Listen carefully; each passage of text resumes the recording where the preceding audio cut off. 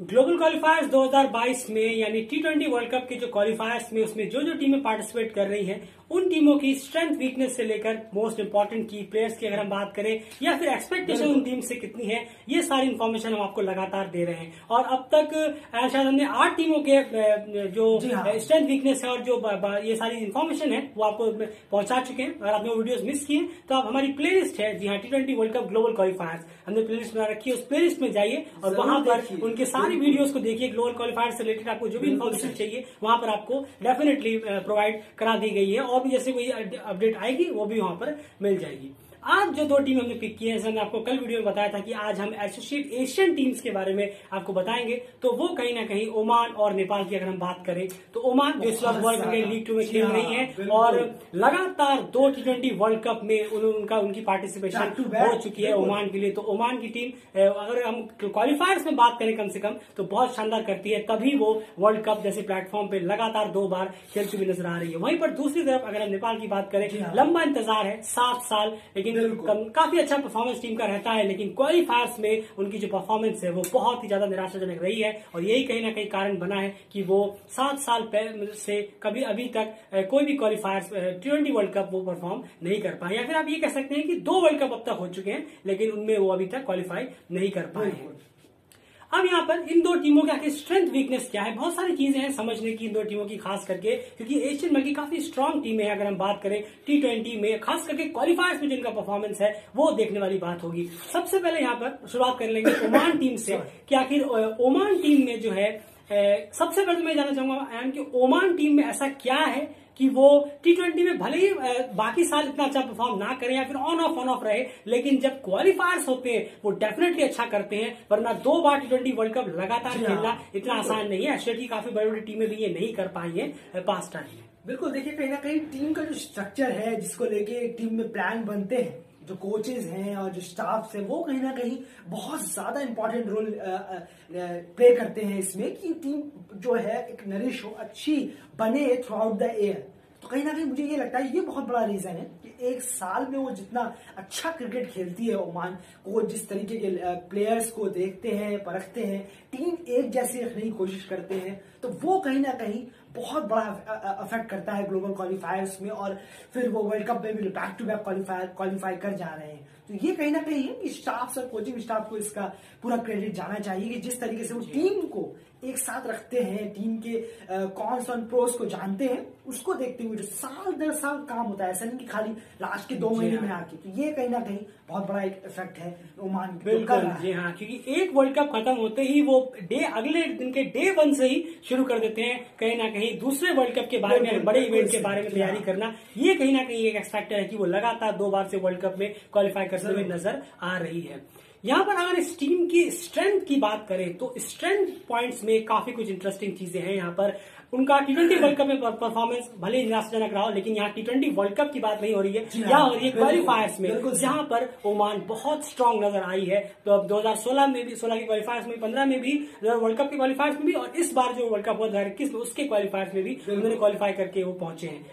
क्वालिफायर्स में काफी अच्छा परफॉर्मेंस रहता है। तो मैं जानना चाहूंगा स्ट्रेंथ ओमान की टीम की T20 क्रिकेट में इस वक्त क्या है। बिल्कुल, देखिए स्ट्रेंथ तो यहाँ पे एक ये है, सबसे पहली जो स्ट्रेंथ है कहीं ना कहीं ओमान टीम की, कि ओमान की जो टीम है जो खासकर जतिंदर सिंह या आकिब इलियास, इन दोनों की हम बात कर रहे हैं, इन दोनों में से कोई एक अगर 12वें ओवर या 13वें ओवर तक जाता है तो टीम का स्कोर जो है वो बहुत अच्छा हो जाता है। तो ये मुझे बिल्कुल कहना होगा कि इन दोनों में से कोई एक जना अगर 12वें 13वें ओवर तक जाता है, ये इनकी बहुत बड़ी स्ट्रेंथ है कि ओमान अच्छा टारगेट देता है हमेशा ही। ये देखने में आता है, या कोई चेज है तो उसको चेज भी कर लेता है, या कोई टारगेट देना हो, अच्छा टारगेट तो टोटल देना हो तो वो टोटल भी दे देता है। क्यों? क्योंकि ऊपर वाले जो बैट्समैन है ये दोनों ही ऊपर आते हैं। ये फिर अगर जम गए हैं तो दूसरे बॉलर्स के लिए बहुत ज्यादा दिक्कत है।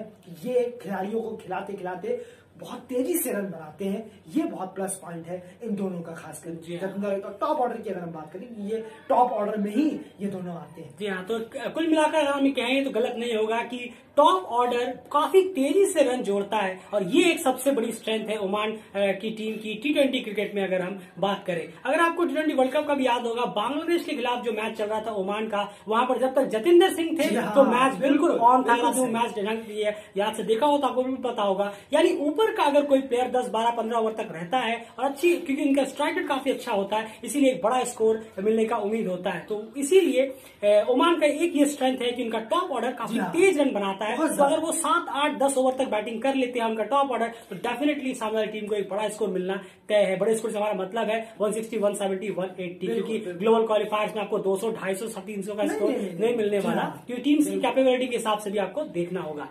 दूसरी स्ट्रेंथ की अगर बात करें तो और क्या स्ट्रेंथ नजर आई आपको इस टीम में T20 क्रिकेट को लेकर? बिल्कुल, देखिए सबसे जो दूसरी स्ट्रेंथ है, यहाँ पे कुछ प्लेयरों के पास एक्सपीरियंस बहुत ज्यादा है। इस बात को तो हमें पॉइंट आउट इस तरफ भी जाना चाहिए हमारा ध्यान कि इन प्लेयर्स के पास एक्सपीरियंस बहुत है। अगर आप देखेंगे जिशान मकसूद हुए, जतिंदर सिंह, आकिब इलियास, खबर अली, बिलाल खान, तो इस तरीके के प्लेयर वर्ल्ड कप जैसे प्लेटफॉर्म पे खेल चुके हैं, तो एक्सपीरियंस बहुत है, अलग अलग टीमों पे, अलग अलग पिचों पे जाके खेले हैं। तो मुझे लगता है ये एक चीज जो बहुत ज्यादा अफेक्ट करेगी ओमान टीम को, बहुत ज्यादा उनके लिए एक प्लस पॉइंट है, जो वो सामने वाली टीम को अटैक कर सकते हैं, क्योंकि उनके पास इतने ज्यादा एक्सपीरियंस प्लेयर हैं कि वो जानते हैं कि हमें इस मूवमेंट पे कैसे करके गेम खेलना है, जो बहुत कम टीमों के पास है, क्योंकि वो इतने बड़े प्लेटफॉर्म पे खेले नहीं है ज्यादा से ज्यादा ग्लोबल क्वालिफायर हो या ज्यादा से ज्यादा T20 वर्ल्ड कप हो। तो इस तरह के प्लेयर ओमान के पास हैं, तो उम्मीद है कि ग्लोबल क्वालिफायर्स में ये चीज तो बहुत ज्यादा काम करेगी ओमान के लिए कि वो 2 वर्ल्ड कप खेले हैं, क्वालिफायर्स खेले हैं, अब फिर से ग्लोबल क्वालिफायर खेल रहे, तो आसान बनाएगा ये चीज उनके लिए, ये जो एक्सपीरियंस है 4-5 प्लेयर। बिल्कुल जी हाँ, जैसे कि नामीबिया और स्कॉटलैंड जब सुपर 12 में वो खेले, भले उन्होंने मैचेस नहीं जीते उसमें किसी बड़ी टीम के खिलाफ, लेकिन फिर भी जो एक्सपीरियंस उन्होंने गेन किया वो काफी इंपॉर्टेंट था। और ऐसे ही ओमान के लिए है, ओमान लगातार 2 वर्ल्ड कप खेल रहा है, और वही 4-5 प्लेयर 2016 में भी थे और इस बार भी है। और सबसे बड़ी बात, क्वालिफायर्स को लगातार खेल रहे हैं, उनके पास काफी अच्छा एक्सपीरियंस एक कलेक्ट हो रहा है, जो बहुत काम आने वाला है ग्लोबल क्वालिफायर्स जैसे इवेंट्स में, जहां पर 1-2 ही टेस्ट प्लेइंग नेशंस है, वरना बाकी तो सब एस्ट्रेट टीम्स ही होने वाली है। तो वहां पर बहुत बूस्ट अप होगा ओमान के पास। ये एक सबसे बड़ा स्ट्रेंथ है कि वो लगातार एक्सपीरियंस गेन कर रहे हैं, क्वालिफायर्स खेल रहे हैं, वर्ल्ड कप खेल रहे हैं, जो कि बहुत बड़ी स्ट्रेंथ है। क्या और कोई स्ट्रेंथ आपको इस टीम में नजर आ रही है, या फिर अब हम वीकनेस की तरफ बढ़ने पड़ेंगे? बिल्कुल, अब वीकनेस की तरफ ध्यान देना होगा। जी हाँ, वीकनेस भी इस टीम में कहीं ना कहीं छुपी है। बिल्कुल है, बिल्कुल। अब यहाँ पर एक वीकनेस क्या है कि जब टॉप ऑर्डर कोलैप्स होता है, ये मैंने हमेशा अभी चेक किया है, मैचेस में देखा है, जब टॉप ऑर्डर कोलैप्स हो जाता है तो टीम जो है वो स्कोर नहीं दे पाती है। बिल्कुल, मैंने ये कहूंगा, अगर कोई बड़ा टारगेट देना हो, अगर आकिब और जतिंदर में से कोई नहीं चलता है तो फिर 150 के ऊपर भी टीम नहीं पहुंच पाती, बहुत ज्यादा स्ट्रगल करना पड़ता है। अगर इन दोनों में से कोई नहीं चला तो सीधे तौर पर चाहे जिशान की तरह भी कोशिश कर ले, नहीं पहुंचा पाते हैं। 135, 140, 125, जी हाँ, ये हाल रहता है। तो कहीं ना कहीं इन दोनों का परफॉर्मेंस बहुत मैटर करता है। ये तो बहुत ही बड़ा एक ज्यादा डिसएडवांटेज है, और कहीं ना कहीं बहुत बड़ा एक लूप होल है इस टीम में कि कोई स्कोर ही नहीं दे पाता उसके बाद, चाहे कुछ चेस कर रहे हो चाहे टारगेट दे रहे हैं। जी हाँ, तो ये क्लियर बात है कि जो हमने स्ट्रेंथ में आपसे कहा था कि इनकी ओपनिंग काफी फायरी स्टार्ट देते हैं, वो तो फायरी स्टार्ट देते हैं, लेकिन अगर वो फायरी स्टार्ट में फेल हो गए तो यहाँ पर इनका सबसे पहला नंबर, वीकनेस नंबर 1 एक्सपोज हो जाता है, वो है इनका middle order batting. Middle order काफी डॉट्स खेलने लग जाता है, विकेट बचाते हैं वो ओल्ड, उसमें वो खराब शॉट्स खेलते हैं जिसमें और विकेट गिरते हैं और प्रेशर धीरे धीरे बनता चला जाता है, जिससे रिजल्ट क्या निकलता है 120, 125, 130 और आप वो हारते हैं। यहाँ पर भी मेरे पास एक एग्जाम्पल है, और वो है ओमान वर्सेस स्कॉटलैंड का मैच T20 वर्ल्ड कप में। आपको यहाँ पर नजर होगा ऊपर का टॉप ऑर्डर वहां पर फेल हुआ, और फिर देख लीजिए मिडिल ऑर्डर में जितनी भी दाल खिचड़ी की, इतना भी खिचड़ी पकाई, उसमें कितना कलेक्ट कर पाए, सिर्फ 122 रन। 122 रन 20 ओवर बने। आप ये एग्जांपल देखिए, हमने ऐसे ही रिसर्च करके आपके सामने हम लेकर आए, और उसको स्कॉटलैंड ने आसानी से 8 विकेट से जीता, 2 विकेट गिरे और खत्म हो गया वो मैच। ये एक ताजा एग्जाम्पल हमने आपको दिया, और ये प्रॉब्लम है ओमान टीम की। जो सामने वाली टीम है उनके लिए हम इतना ही कहना चाहेंगे, ओमान के आप टॉप 3 विकेट गिराइए ऊपर के, खास करके आकिब और जतिंदर को 30-35 रन के अंदर गिराइए, डेफिनेटली आपका जो है स्कोर 125-130 में आप रोक पाएंगे ओमान को। ये इनकी बहुत बड़ी वीकनेस है जिनमें काम करने की जरूरत है, अभी भी वक्त है, काम कर सके तो बहुत बेटर होगा। अगली वीकनेस की तरफ बात करें वो भी काफी क्रूशियल है। बिल्कुल, देखिए अगली वीकनेस जो है कि यहाँ पे दूसरी टीमों को ध्यान देना है। ये सीधे तौर पे दूसरी टीमों के लिए एक बहुत अच्छा पॉजिटिव पॉइंट है कि ओमान जो है वो चेस करते हुए स्ट्रगल करता है। पिछले बहुत मैचों से, वर्ल्ड कप में भी हमने देखा है और पिछले काफी मैचों से ये देखने में आया है, T20 मैचेस स्पेशली हम बात कर रहे हैं यहाँ पे सिर्फ, कि चेस करते हुए ओमान को दिक्कत होती है। जी हाँ, ओमान के सामने जब भी अच्छा टारगेट हो, जब भी कोई बढ़िया टारगेट होता है 150-160 अबव होता है, तो ओमान जैसे ही उनमें से एक जना जैसे ही आउट होता है जतिंदर आकिब में से, उसके बाद टीम ढहना चालू हो जाती है। नदीम हो, जिशान मकसूद हो, संदीप गौड़ हो, कितनी भी कोशिश कर ले स्कोर नहीं खड़ा कर पाते हैं, जिताने के लिए नहीं जा पाते हैं, चाहे जिशान खुद क्यों ना हो। ये चीज बहुत ज्यादा एक ओमान को ठीक करने की जरूरत है। दूसरी टीम में जब ओमान के खिलाफ उतरे तो यही ध्यान रखें कि सबसे पहले वो बैटिंग ले ले। जी हाँ, सबसे पहले वो बैटिंग ले ले तो बहुत प्रेशर में ओमान की टीम आएगी। जी हाँ, तो यानी टॉस जीतकर अगर सामने वाली टीम पहले बैटिंग लेती है तो कहीं ना कहीं बहुत ज्यादा ओमान के लिए मुश्किल होगी, क्योंकि ओमान की ये वीकनेस है कि वो चेज काफी अच्छी तरह से नहीं कर पाते। हाँ, इसके लिए भी मेरे पास एक एग्जांपल है। जी हाँ, ताजा एग्जांपल है, वो है on going world cricket league 2 में। आप देख लीजिए, पहला मैच 228 रन ओमान की टीम चेज नहीं कर पाई, आप देख सकते हैं। और वहीं पर अगर दूसरे मैच की बात करें तो वहां पर देखिए उन्होंने डिफेंड करते हुए वो मैच जीत लिया, और चेज और पहले बैटिंग करते हुए क्या शानदार 294 का टारगेट दे दिया। ये एक और ताजा एग्जांपल है। भले फॉर्मेट अलग है, लेकिन आपको जो मेंटेलिटी होती है और स्टेट ऑफ माइंड होता है वो सेम ही होता है। बिल्कुल, और ये अगर आप सोचेंगे कि शायद ये हमने यहाँ से देख के बनाया होगा, ऐसा बिल्कुल नहीं है। ये कोइंसिडेंस हुआ। और ये एक और बहुत अच्छा आपने याद दिलाया, ये प्रूव है जो अभी लास्ट डे या कपल ऑफ डेज में ही हुआ है, कि ये प्रूव है कि कैसे करके ओमान, फॉर्मेट अलग है, बिल्कुल अलग है, कहाँ T20 कहाँ 50 ओवर, लेकिन फिर भी देख लीजिए प्रूफ आपके सामने है। जी हाँ, तो ये कहीं ना कहीं बहुत बड़ी वीकनेस नजर आ रही है कि ये टीम चेस करते हुए काफी ज्यादा लड़खड़ाती हुई नजर आती है। कोई और वीकनेस पॉइंट की तरफ आपका इशारा है, या फिर अब हम बड़े मोस्ट इंपॉर्टेंट प्लेयर? जी हाँ, वीकनेस में थोड़ा और है कि यहाँ पे फील्डिंग को थोड़ा सुधारने की जरूरत है।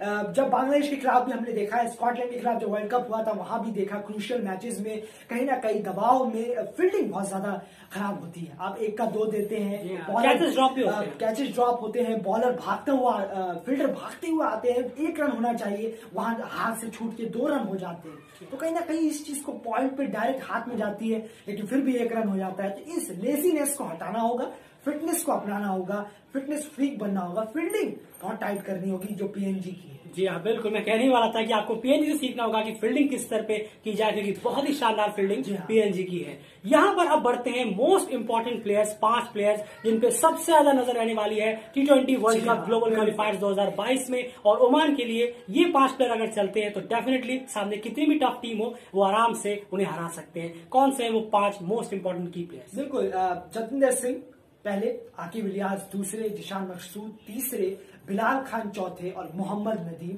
5। जी हाँ, मुझे खबर अली भी लग रहे थे, लेकिन खबर अली इतने ज्यादा इम्पैक्टफुल नहीं है अभी फिलहाल में, लेकिन जितने ये 5 जने हैं, 5 जने, फॉर्मेट भी याद रखिए। बिल्कुल, ये 5 जने बहुत इंपॉर्टेंट होंगे ग्लोबल क्वालिफायर में, नाम याद रखिएगा जरूर से जरूर। बिल्कुल, और ये 5 प्लेयर्स में से अगर हम कहें कि मोस्ट इंपॉर्टेंट रोल जो प्ले करेंगे वो है जिशान मकसूद। वो लगातार परफॉर्म करते हैं, उनकी कंसिस्टेंसी काफी शानदार है, चाहे T20 हो चाहे 50 ओवर मैचेस हो, उनकी कंसिस्टेंसी शानदार रहती है। वो विकेट्स निकालते हैं, वो डॉट्स खिलाते हैं सामने टीम को, बैटिंग में रन्स भी कुछ ना कुछ इंक्लूड करते रहते हैं। ये 5 प्लेयर हैं, ये स्ट्रेंथ और वीकनेस और ये सारी चीजें हैं ओमान क्रिकेट टीम से रिलेटेड। और ओमान भी इस बार ग्लोबल क्वालिफायर्स खेलने वाला है, और बहुत चांसेस हैं कि उनके पास सिर्फ 2-2.5 महीने ही है, क्योंकि फरवरी में ही उनका जो क्वालिफायर्स है वो उनके सेक्शन ग्रुप वाले मैचेस उनके ही होंगे, क्योंकि वो जो शेड्यूल है वो भी ओमान में ही होना है।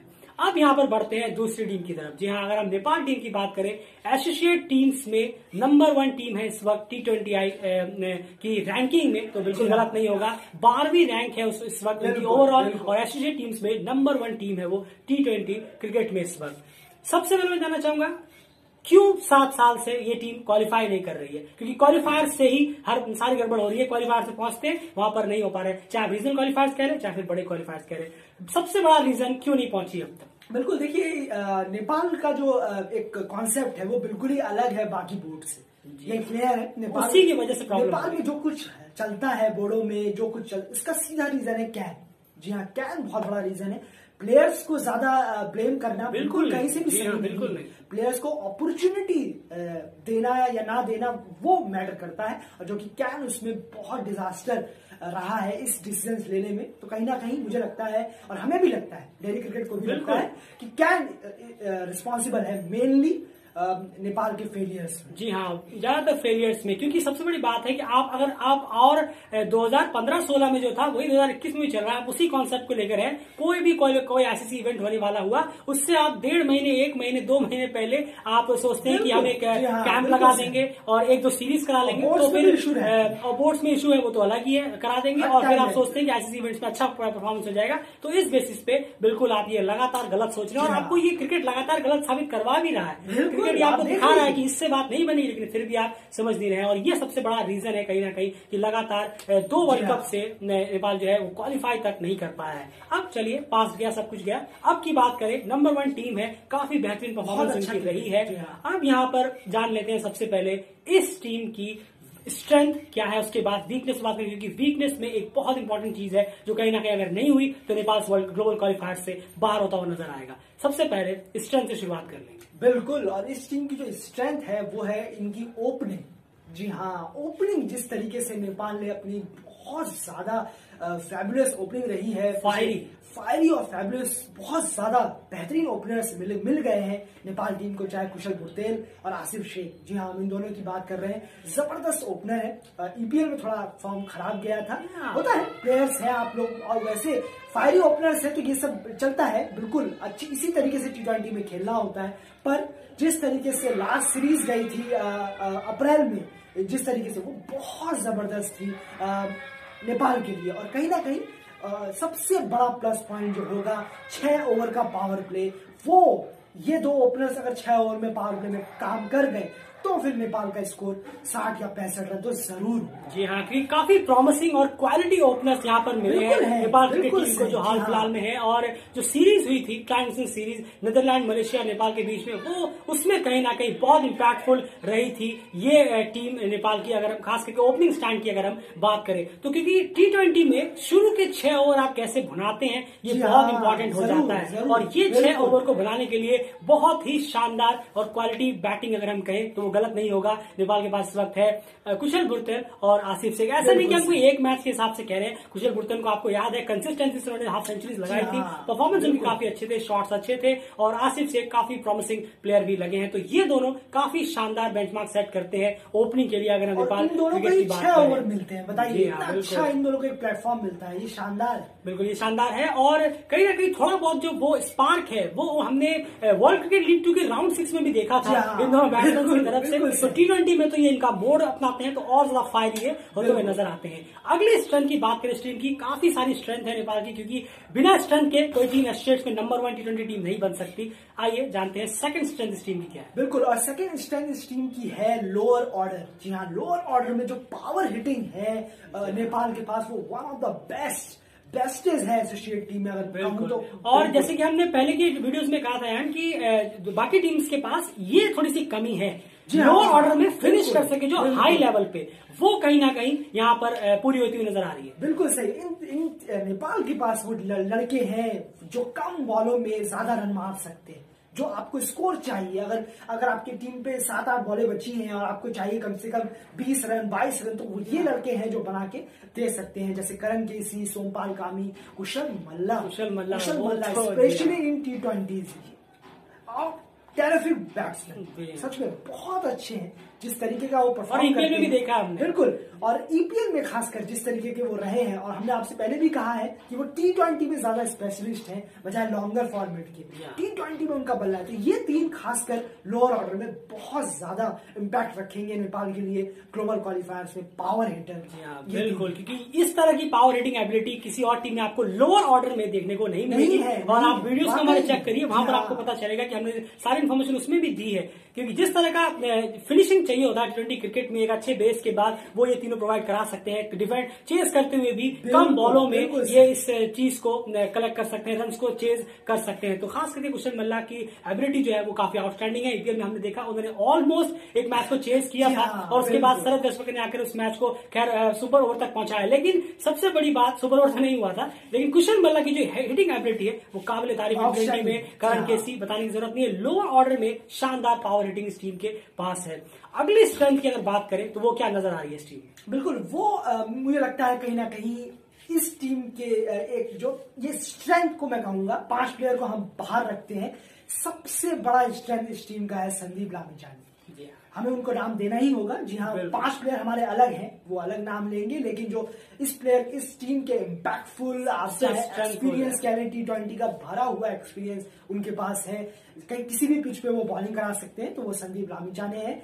उनसे इतनी उम्मीदें होंगी नेपाल को, उनके प्लेयर्स को भी और फैंस को भी, कि संदीप लामिछाने ग्लोबल क्वालिफायर में जलवा बिखेरे अपना। जी हाँ बिल्कुल। और अगर मैं बात करूं क्वालिफायर्स की, तो एक ओमान में होना है ग्रुप ए और ग्रुप बी होना है जिम्बाब्वे में। तो दोनों तरह की पिचेस में अगर हम बात करें तो स्पिन को काफी मदद ऑलरेडी होती है, स्लोनेस होती है, रफनेस होती है। तो बिल्कुल जाहिर सी बात है, चाहे आप ओमान कह लें, चाहे आप जहां पे भी आईसीसी डिसाइड करेगा किस ग्रुप में होगा, लेकिन ओमान में अगर होता है तो भी संदीप लामिछाने कह डालने वाले हैं। हमने देखा ऑलरेडी वर्ल्ड क्रिकेट लीग के राउंड्स में। और उसके बाद जिम्बाब्वे में होता है तो वहां स्लोइश और रफनेस होती है पिच में, वहां पर भी बहुत ज्यादा इंपैक्टफुल वो नजर आ सकते हैं। तो संदीप लामिछाने एक तो अलग ही स्ट्रेंथ है इस टीम के। उनके 4 ओवर बहुत ज्यादा मुश्किल होने वाली सामने टीम को। 24 गेंदों में हार्डली रन उनके सामने वाली टीम निकाल पाएगी। काफी अच्छा खेले तो बात अलग है, लेकिन संदीप लामिछाने काफी क्वालिटी स्पिनर है, कोई दोहराए इसमें नहीं है। अच्छी टीम्स में अगर बात करें तो अब यहां पर हम बढ़ते हैं वीकनेस की तरफ। और ये जो वीकनेस है, इसी वजह से हमने एक अलग से वीडियो बनाया था कि क्या रीजन होगा कि इस तरह की इश्यूज वाली टीम्स ग्लोबल क्वालिफायर्स में जीत नहीं पाएंगी। और वो उसमें सबसे हिट लिस्ट पे है नेपाल क्रिकेट टीम की। सबसे बड़ी वीकनेस है इस टीम की क्या है कि ये ग्लोबल क्वालिफायर से बाहर हो सकती है? बिल्कुल, देखिए सबसे बड़ी वीकनेस यहाँ पे जो नजर आ रही है नेपाल की, वो ये है कि आपने अपना आखिरी मैच कब खेला और आप कब आखिरी अपना मैच खेलेंगे, इसके बीच में ये बहुत बड़ा डिफरेंस है। आप जब तैयारी करते हैं तो ऐसा नहीं है कि खाली एक 15-20 दिन की तैयारी से आप इतने बड़े प्लेटफॉर्म पे जाके जीत दर्ज करने की सोच रहे हैं या उसे क्लियर करने की सोच रहे हैं। आपको कम से कम, अगर चलिए आपके बेस के अगर हिसाब से देखें, तो आपको ज्यादा से ज्यादा T20 मैचेस हेड कराने की जरूरत है। उसको लेके जिस क्रिकेट को आप खेलने जा रहे हैं, आगे ग्लोबल क्वालिफायर से T20 क्रिकेट है, तो T20 को आपको ज्यादा से ज्यादा मैचेस खेलने हैं, जो कि मुझे नेपाल में अभी बिल्कुल नजर नहीं आ रहा है। सीनियर टीम्स लगातार बैठी हुई है। ईपीएल खेलने के बाद कोई मैचेस नहीं हुए, कुछ नहीं हुए हैं। और इंटरनेशनल क्रिकेट तो काफी टाइम हो गया, अप्रैल में हुआ था T20 क्रिकेट। ये गैप बहुत भारी पड़ेगा। आप एक बार देखिएगा, जब मैच शुरू होंगे तब आपको एहसास होगा कि हाँ, डेल क्रिकेट ने सही कहा था कि भले ही रैंकिंग कितनी भी बड़ी हो, कितने भी टॉप प्लेयर्स हो, लेकिन ये बहुत ज्यादा कमी खिलेगी। अगर बल्ले पे जंग लगा हुआ है तो जंग छुटाने में आपको टाइम लगेगा, और वो टाइम ज्यादा मिलेगा नहीं, क्योंकि ग्लोबल क्वालिफायर ऐसे निकलेगा। क्योंकि वहां पर आप ये नहीं कि हम 1-2 मैच प्रैक्टिस करेंगे और उसके बाद मारना शुरू करेंगे, ये बिल्कुल नहीं होने वाला। बिल्कुल। और देखिए, जब आपने देखा होगा कि जब टीमें कोई वर्ल्ड कप खेलने जाती है या T20 वर्ल्ड कप खेलती है, तो उससे 1 साल पहले या 6 महीना पहले कितना ज्यादा हमें T20 सीरीजेस देखने को मिलता है, या 50 ओवर वर्ल्ड कप हो रहा है तो उससे पहले वनडे मैचेस देखने को मिलते हैं। इस तरीके से ढलना होगा अपने आप को कि 2-3 सीरीज करवाई जाए। देखिए, अभी भी लास्ट में कोई मैंने रिपोर्ट पढ़ी कि उसमें कोई मेंबर है, वो कह रहे हैं कि अभी भी जनवरी में ही हम कराने की सोच रहे हैं। यानी कि कोई प्लान नहीं है कि हम दिसंबर में कोशिश करें एक सीरीज, फिर जनवरी फरवरी के मंथ में कोशिश करें एक छोटी सी सीरीज। ये अगर हो, आप सोचेंगे कि आप क्या बातें कर रहे हैं, शायद आपको पता नहीं बजट का क्या है। लेकिन बार बार इस चीज को सामने लाना भी ठीक नहीं है। आपको समझना होगा कि आप किस प्लेटफॉर्म को खेल रहे हैं। ग्लोबल क्वालिफायर आपके अनुसार नहीं चलेगा, आपको उसके अनुसार चलना है। जी, तो इस चीज को ढालना होगा, 2-3 सीरीज कराई जाए, तो ये सब बहुत बड़ा इम्पैक्ट रखने वाला है। जी हाँ, और सबसे बड़ी बात यह है क्योंकि जैसे कि उधर से न्यूज आ रही है कि जनवरी में सीरीज हो सकती है और फरवरी में क्वालिफायर्स है। अब अगर आप में से कुछ लोग ये सोच रहे हैं कि हमारे पास फिर भी टाइम होगा, हमारा शायद मई को हो सकता है, जिम्मा में हो सकता है, तो अब इस तरह की चीजों में थोड़ा आपको सोचने वाली बात होगी, क्योंकि कोविड का जो इश्यूज आ रहा है उस वजह से साउथ अफ्रीका में देखा क्वालिफायर कैंसिल हो गए, साउथ अफ्रीका में क्रिकेट कैंसिल हो गए। उस हिसाब से कहीं ना कहीं ये हो सकता है कि आईसीसी जो है अब एशियन रीजन के जो टीम्स हैं उनको एशियन क्वालिफायर्स में इन्वॉल्व कराए, ज्यादा से ज्यादा कोशिश करे कि एशिया की टीम्स एशिया में ही रहे, वो दूसरी कंट्रीज में ट्रैवल उनको ना करना पड़े, तब तक इजी हो जाए, वहां पर कुछ नमी आ जाए, तब जाके जिम्बाब्वे में दूसरे क्वालिफायर्स होंगे जो कि मई में होने हैं। तो बहुत चांसेस है कि फरवरी में ही ओमान, नेपाल और जो एशियन टीम्स और एक दो जो विदेशी टीम्स हैं वो सब यहाँ पर आपको पार्टिसिपेट करती हुई नजर आ सकती हैं। और ये बहुत फिर नुकसानदेह होगा क्योंकि जनवरी में अगर आप प्रैक्टिस करेंगे, ट्रायल सीरीज खेलेंगे, तो फिर आपको कितना ही टाइम मिलेगा कि फरवरी में आप फिर क्वालिफायर्स खेल सके। इसका बहुत बड़ा नुकसान होने वाला है नेपाल क्रिकेट टीम को। सब कुछ परफेक्ट है, सब कुछ बेहतरीन है, लेकिन अगर आप मैच ही नहीं खेल रहे तो फिर आपकी प्रैक्टिस होगी कहां से। और एक इंपॉर्टेंट वीकनेस है जो आप बता रहे थे, बिल्कुल लास्ट बट नॉट लीस्ट जो यहाँ पे माइनस पॉइंट या फिर प्रॉब्लम है, डिसएडवांटेज यहाँ नेपाल के टीम में है, वो है कहीं ना कहीं डॉट बॉल्स का जो परसेंटेज है वो थोड़ा सा हाई होता हुआ नजर आता है। इस चीज को दूर करने की जरूरत है। लास्ट सीरीज में जो हमने देखा था वहां बहुत अच्छा रहा था, और वो भी सबसे मेनली था वो टॉप ऑर्डर का परफॉर्मेंस करना। बिल्कुल, इस वजह से डॉट्स बॉल महसूस नहीं हुई। बिल्कुल सही। तो ये बहुत बड़ा मैटर होगा कि अगर 6 ओवर में अच्छा स्कोर मिल जाता है तो मुझे नहीं लगता कि शायद डॉट बॉल ज्यादा खेली जाएंगी, लेकिन क्रिकेट है, बिल्कुल होगा, 2-3 विकेट जल्दी आउट हो सकते हैं, बिल्कुल 100% होगा कि शायद 2-3 विकेट लिखे आए 20-25 रन के अंदर, तब क्या वहां पे गेम प्लान रहेगा, सिंगल तब आप अगर डॉट्स बॉल खेलेंगे तो जी हाँ स्कोर आपको मिलेगा नहीं। तो वहां पे आपको कम से कम इस चीज को सुधारना होगा। ये सुधरेगा तभी जब हम इसके लिए हम प्रैक्टिस चालू करेंगे बहुत ज्यादा। तो ये बहुत ज्यादा मैटर करेगा कि सिंगल डबल कैसे लेना है, बाउंड्री हर टाइम नहीं मारनी है, हर टाइम पागलों की तरह नहीं खेलना है, सिंगल डबल जरूर लेना। तो ये सब चीजें बहुत क्रूशियल होंगी नेपाल के बैट्समैन के लिए कि अगर शुरू के विकेट गिरे तो हमें कैसे गेम अपना ऑन करना है, डॉट बॉल्स कैसे नहीं खेलनी है, इस चीज को लेके एक प्लान जरूर होना चाहिए। जी हाँ, बिल्कुल प्लान होना चाहिए। और ये प्लान काफी टाइम से मिसिंग नजर आता है नेपाल की टीम में। हम ये लगातार देख रहे हैं, हमने जितने मैचेस उनके पहले के देखे, हमने क्वालिफायर्स के नेपाल के मैचेस देखे हैं, हाईलाइट्स देखे, उन सबके बारे में जाना, लेकिन जो डॉट्स क्वालिटी है वो बहुत ज्यादा है जिसमें दिक्कत होती है। अब यहाँ मैं एक चीज बताना चाहूंगा, 20-25 पे अगर आपके 2-3 विकेट हो जाते हैं तो आप विकेट बचाने की सोचेंगे, वहां पर आप डॉट्स खेलेंगे, जो कि बिल्कुल गलत है। आपको बिना रिस्क लिए भी आप पर ओवर 6 रन निकाल सकते हैं। आपको माइंड में ये रखना है कि यहाँ पर मुझे कम से कम 6 रन पर ओवर निकालने ही होंगे, और उसके लिए आपको चौका मारने की जरूरत नहीं है, 6 रन पर ओवर आपको चौका मारने की जरूरत नहीं है। आपको सिर्फ ग्राउंड्स का जो वेरिएशन है, जो रीजन है, वो आपको पता होना चाहिए, डायमीटर जो है वो पता होना चाहिए कि आपको किस एरिया पे मारने पे आपको डबल मिल सकते हैं, किस एरिया में मारने पे आपको ट्रिपल मिल सकते हैं, सिंगल आ सकता है, वो एरिया पे आपको कौन सा फील्डर कमजोर है, ये सारी चीजें जब आप कोचिंग स्टाफ के साथ बैठते हैं आपको डिसाइड करनी होंगी। अगर आप 6 रन पर ओवर मारते हैं तो आपको डेफिनेटली एक बेस तैयार होगा, और 15 ओवर तक आपके करीब करीब 100 या 105-110 रन हो जाएंगे, और उसके बाद आप 5 विकेट हाथ में रखिए। और लोअर ऑर्डर की हमने कहा कि one of the best lower order batting है शेड्स में नेपाल की, डेफिनेटली आप 150 क्रॉस कर जाएंगे, और 150 काफी अच्छा स्कोर होगा T20 में एशिया टीम्स का। अगर ग्लोबल क्वालिफायर्स में हम बात करें, खास करके ओमान और जिम्बाब्वे जैसी पिचेस पे।